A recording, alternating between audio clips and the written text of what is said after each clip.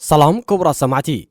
لومي سوني سلسة ميازيا كلتشحن عسران سلستنيو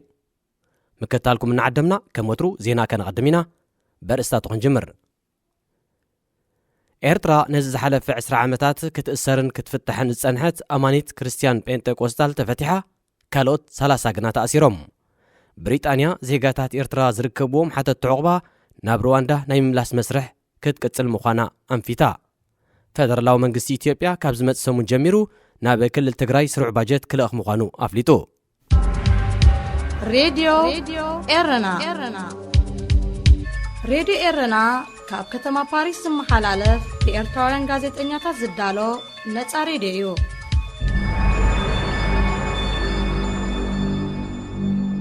ناب زرزرات نزعلت زيستدالو زينا مس نسجر دما حالتات ጸጥታ መንግስቲ ኤርትራ ኣብ ከተማ ከረን ኣብ ናይ ገዛ ጸሎት ዝነበሩ 30 ኣመንቲ ክርስትና ጴንጤቆስጣል ከም ዝኣሰረ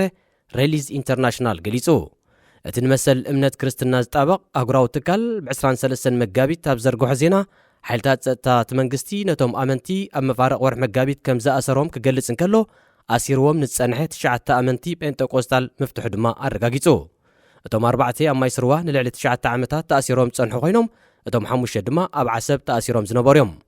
ሓንቲ ካብቶም ኣብ መፋረቕ ወርሒ መጋቢት ኣብ ዓሰብ ዝተፈትሑ ናይ እምነት እስራት ፓስተር ኣብነት የማነ ዝተባህለት ጓል ኣንስተይቲ ኮይና ነዚ ዝሓለፈ 20 ዓመታት ክትእሰርን ክትፍታሕን ከም ዘሕለፈቶ እቲ መግለጺ ኣገንዚቡ ኣብ ኤርትራ ኣብዚ እዋን እዚ ብእምነቶም ዝተኣስሩ ኣስታት 400 ሰባት ከም ዘለው መሻርክቲ ትካል ዝኾነ ዶክተር ብርሃነ ኣስመላሽ ኣመልኪቱ ኣብ ኤርትራ መራሕቲ ሃይማኖት ዝርከብዎም ኣማይት ኣመንቲ ክርስትና መሰኻክር ጀሆቫ እስልምናን ካልእ ዝተፈላለየ እምነታትን ንዓሰርታት ዓመታት ኣብ ማእሰርቲ ከም ዝርከቡ ይፍለጥ እቲ መንግስቲ ነቶም እስራት እምነቶም ክሕዱ ብዝገብሮ ጭፍጨፋን ካልእ ግፍዕታትን ህይወቶም ዝሓለፈ ከም ዘሎ ብመርትዖ ተሰኒዱ ይርከብ ሩዋንዳ ንስደተኛታትን ሓተት ዕቑባን ውሕስቲ ሃገር ምዃና ኣረጋጊጽና ኢና ክትብል ጸሓፊት ዘቤታዊት ጉዳያት ሃገር ስዌላ ብሬቨርማን ገሊጻ ንሳ ንዝተፈላለያ ማዕከናት ዜና ብዝሃበቶ መብርሂ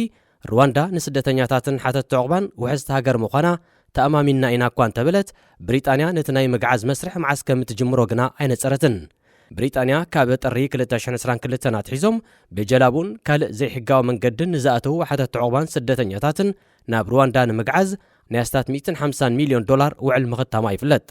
እቲ ሃገር ዝሓለፈ ዓመት ኣብ ወርሒ ሚያዝያ ቀዳማይ ዙር ምግዓዝ ስደተኛታት ናብ ሩዋንዳ ንምትግባር ተበጊሳ እኳ እንተነበረት ብውሳነ ቤት ፍርዲ ኮሚሽን ኤውሮጳ ኣብ ውዱእ ሰዓት ከም ዝተሰረዘ ኣይርስዓን እንተኾነ መንግስቲ ብሪጣንያ እቲ ጉዳይ ናብ ላዕለዋይ ቤት ፍርዲ ብምብጻሕ እቲ መስርሕ ሕጋዊ ምዃኑ ስለ ዝተወሰነሉ ዳግማይ ንምትግባሩ ይጽዕር ኣሎ ብዛዕባ እዚ ጉዳይ እዚ ንምምያጥ ድማ እታ ላዕለወይቲ በዓል ስልጣን እትመርሖ ልኡኽ ብሪጣንያ ዝሓለፈ ወርሒ ናብ ሩዋንዳ ዑደት ምክያዱ ተፈሊጡ ሩዋንዳ ካብ ሊብያን እስራኤልን ግዒዞም ንዝመጽዋ መብዛሕቶም ኤርትራውያን ዝርከብዎም ስደተኛታትን ሓተት ዕቑባን ክትቅበል ጸኒሐያ ብፍላይ ነቶም ካብ እስራኤል ዝተመልሱ ከምቲ ዝተነግሮምን መብጻዓ ዝተኣትወሎምን ኮይኑ ስለ ዘይጸንሖም መብዛሕቶም ናብ ዩጋንዳ ብምስጋር ጉዕዞ ስደቶም ናብ ሃገራት ኤውሮጳ ቀጺሎም እዮም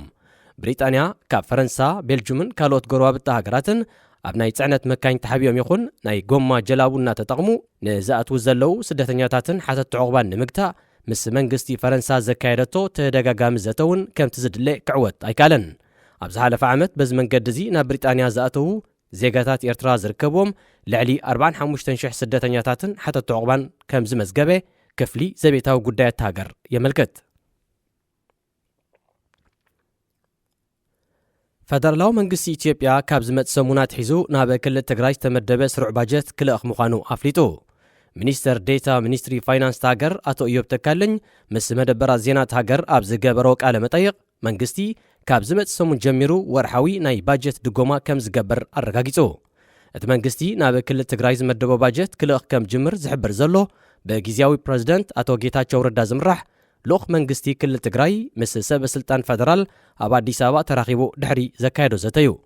ኣብቲ ዝሓለፈ ሰሙን ዝተኻየደ ዘተ ንክልተ ዓመታት ተኸልኪሉ ጸንሐ ባጀት ክልል ትግራይ ክወሃብ ኣብ ዝብል ነጥቢ ከም ዘይተዘተየሉ እቲ ላዕለዋይ በዓል ስልጣን ሚኒስትር ፋይናንስ ሓቢሩ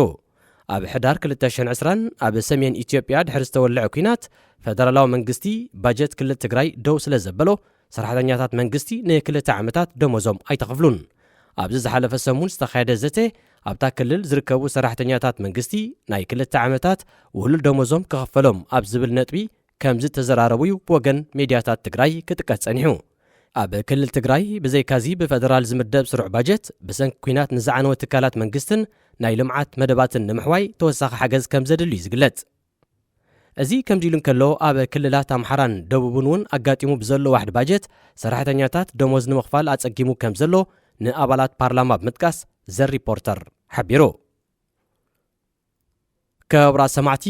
ዜና ተፈጺሙሎ